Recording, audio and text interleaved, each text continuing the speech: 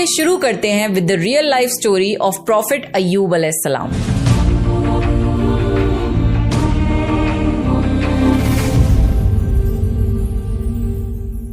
اللہ نے ایوب علیہ السلام کو سیریا میں قوم سوران کی طرف بھیجا۔ ایوب علیہ السلام بہت زیادہ مالدار تھے۔ اللہ تعالیٰ نے انہیں بہت زیادہ نعمتوں سے نوازا تھا۔ ان کے پاس لا تعداد نوکر چاکر تھے اور بے شمار بھیڑ بکریاں تھیں۔ اللہ نے ایوب علیہ السلام کو بہت ساری زمین اور جائیداد بھی عطا کی تھی۔ ایوب علیہ السلام کاروبار کرتے تھے۔ ان کا بزنس دور دور تک پھیلا ہوا تھا۔ اللہ نے ایوب علیہ السلام کو بہت ساری اولاد بھی عطا فرمائی تھی۔ ان کے 7 بیٹے اور 7 بیٹیاں تھیں۔ ایوب علیہ السلام خود بھی صحت مند اور بے حد طاقتور تھے۔ ظاہر ہے اتنے امیر اور جمیل انسان کے دوست بھی بہت ہوتے ہیں۔ ہر کوئی ایوب علیہ السلام سے دوستی رکھنا چاہتا تھا۔ اللہ نے ایوب علیہ السلام کو بے شمار نعمتوں سے نوازا تھا اور روح زمین پر ایوب علیہ السلام نعمتوں سے مالا مال شخص تھے۔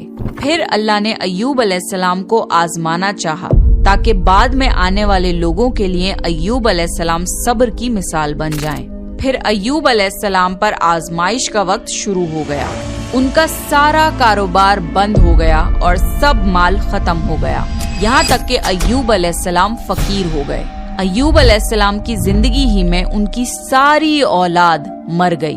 اولاد کا کھو جانا بہت بڑا غم ہوتا ہے۔ ایوب علیہ السلام کے 7 بیٹے اور 7 بیٹیاں ان کے سامنے فوت ہو گئے۔ یہی نہیں، ان کے سارے جانور اور مویشی بھی ہلاک ہو گئے۔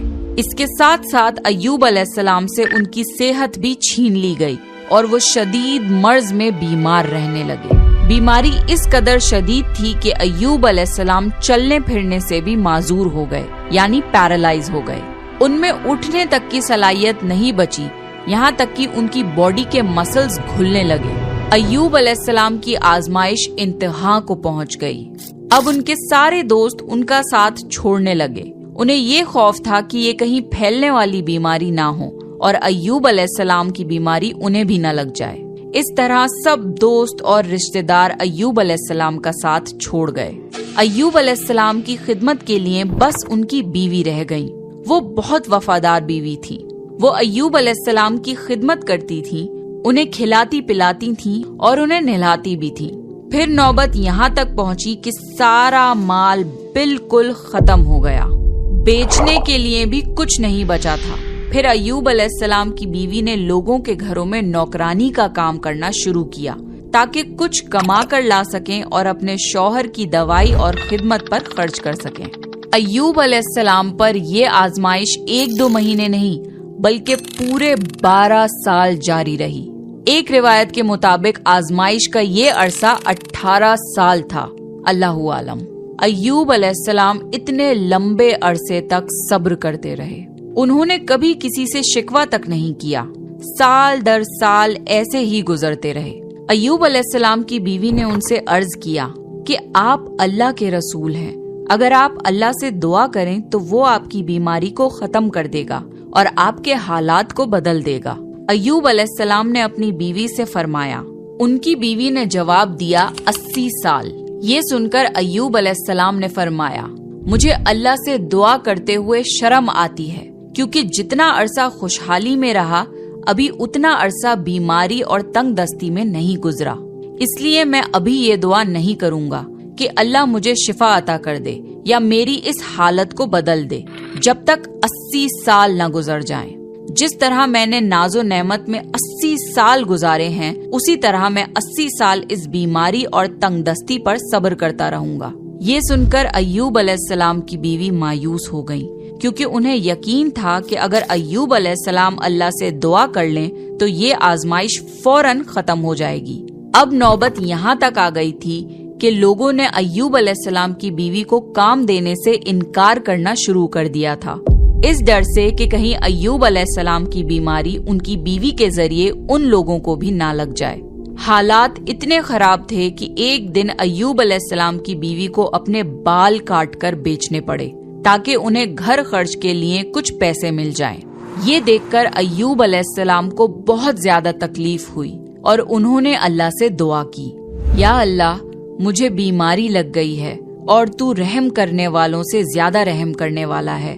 مجھے آزمائش نے آ لیا ہے اور تو ارحم الراحمین ہے.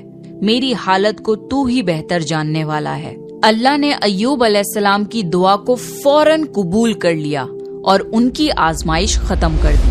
پہلے بھی ایسے کتنے موقع آئے تھے کہ آپ دعا کرتے تو فوراً قبول ہو جاتی، مگر ایوب علیہ السلام نے اپنی آزمائش پر صبر کیا. اس لیے صبر کی مثال جب بھی دی جاتی ہے تو صبر ایوب کا ذکر ہوتا ہے. اللہ نے ایوب علیہ السلام سے فرمایا، اپنا پیر زمین پر مارو، یہ نہانے اور پینے کے لیے ٹھنڈا پانی ہے. جب ایوب علیہ السلام نے اپنا پاؤں زمین پر مارا تو پانی کا ایک چشمہ جاری ہو گیا.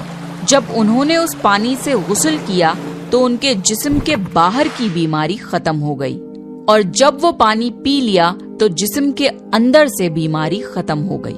ایوب علیہ السلام پھر سے صحت مند ہو گئے جیسے پہلے ہوا کرتے تھے. جب ان کی بیوی واپس گھر آئیں تو وہ انہیں بالکل پہچان نہیں پائیں.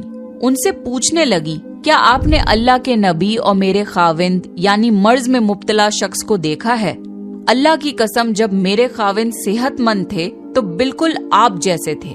میں نے آپ سے بڑھ کر ان سے ملتا جلتا آدمی آج تک نہیں دیکھا. اس پر ایوب علیہ السلام بولے، کیا تم نے مجھے پہچانا نہیں؟ انہوں نے حیران ہو کر پوچھا، آپ کون ہیں؟ تب وہ بولے، میں ایوب ہوں. تب وہ بولی، سبحان اللہ، اس کا مطلب ہے بیماری ختم ہو گئی. اللہ تعالیٰ کا احسان ہو گیا.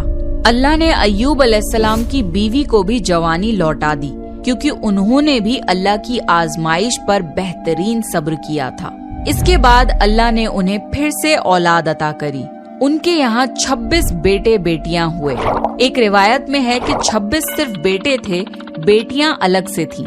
محمد صلی اللہ علیہ وسلم نے فرمایا، جب ایوب علیہ السلام غسل فرما رہے تھے تو ان پر سونے کی ٹڈیوں کی برسات ہونے لگی. اللہ ایوب علیہ السلام کو غسل کرنے کے دوران ہی نوازنے لگا. ایوب علیہ السلام نے ان سونے کی ٹڈیوں کو اپنے کپڑوں میں جمع کرنا شروع کر دیا.